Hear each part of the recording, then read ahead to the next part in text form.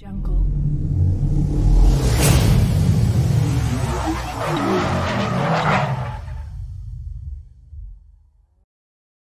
Preview.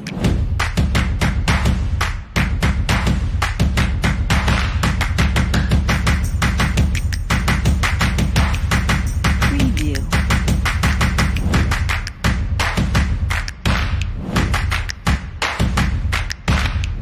Ya, perkenalkan, nama saya Abdul Sanamadoni. Di sini saya akan menganalisis tata niaga produk agribisnis komoditas beras atau padi. Di sini wilayah yang saya gunakan yakni desa saya sendiri, yakni Desa Lambangan, Kecamatan Wonoayu, Kabupaten Sidoarjo. Langsung aja ke presentasinya. Yang pertama yakni latar belakang. Beras sendiri merupakan suatu komoditas yang memiliki peranan yang sangat penting bagi masyarakat, baik sebagai kebutuhan primer ataupun makanan pokok. Sebagai komoditas strategi juga dapat dimanfaatkan. Setelah diproyeksikan penduduk Indonesia sekitar 260 juta orang pada tahun 2020.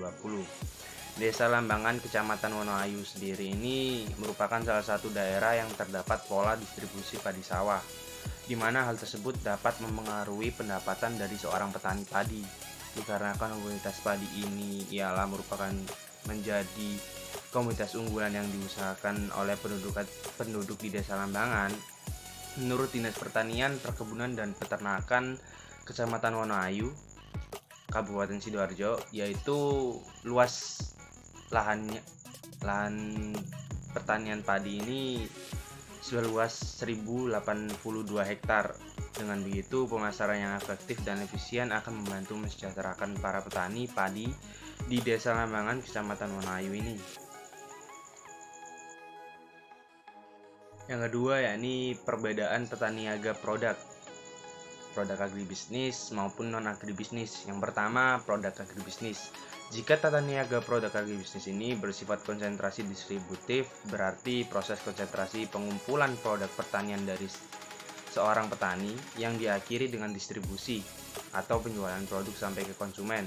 Untuk non agribisnis sendiri yakni tata niaga yang proses pemasarannya berlangsung secara distributif, dalam artian penurunan volume ditransaksikan dari produsen ke konsumen.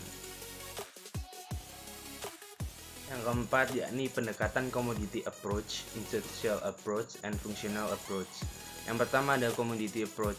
Pendekatan komoditas adalah jenis pendekatan yang digunakan untuk menganalisis suatu kinerja tata niaga produk agribisnis yang terfokus pada satu komoditas dari fungsi pemasarannya pada saat itu. Yang kedua ada institutional approach, pendekatan kelembagaan, digunakan untuk menganalisis berbagai lembaga atau struktur kelembagaan yang terlibat dalam proses tata niaga atau pemasaran.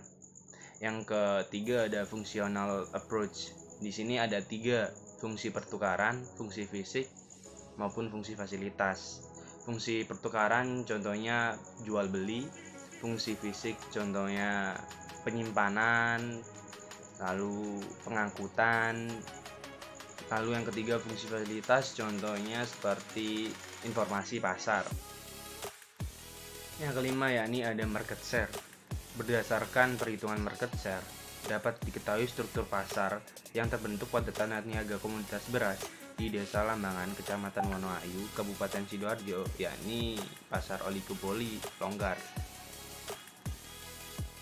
Yang keenam ada farmer share. Berdasarkan perhitungan farmer share pada saluran pemasaran 1 diperoleh sebesar 57,1%, sedangkan farmer share pada saluran 2 didapatkan sebesar 50%. Perlu diketahui nilai margin pemasaran dapat memberikan pengaruh terhadap nilai farmer share serta efisiensi pemasaran.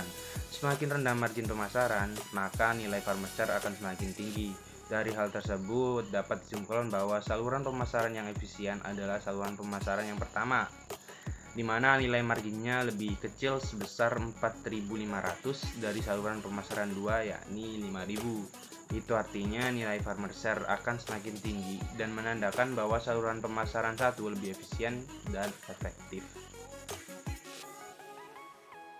Kesimpulan dari hasil penelitian pada mini riset yang telah saya lakukan di Desa Lambangan, Kecamatan Wonoayu, Kabupaten Sidoarjo, dapat diketahui bahwa pemasaran komoditas beras melibatkan 3 lembaga pemasaran, yakni petani padi, pedagang besar, pedagang pengecer, di mana pada setiap lembaga pemasaran menjalankan fungsi pemasaran seperti fungsi pertukaran, fungsi penjualan, fungsi pembelian, fungsi fisik, fungsi penyimpanan, fungsi pengangkutan atau transportasi, dan fungsi pengemasan, serta fungsi fasilitas, fungsi informasi tadi, informasi pasar. Dari hasil perhitungan yang diperoleh dari analisis struktur pasar menggunakan perhitungan market share, pemasaran beras di desa ini termasuk ke dalam pasar oligopoli longgar. Sekian presentasi dari saya, kurang lebihnya mohon maaf. Wassalamualaikum warahmatullahi wabarakatuh. Bye.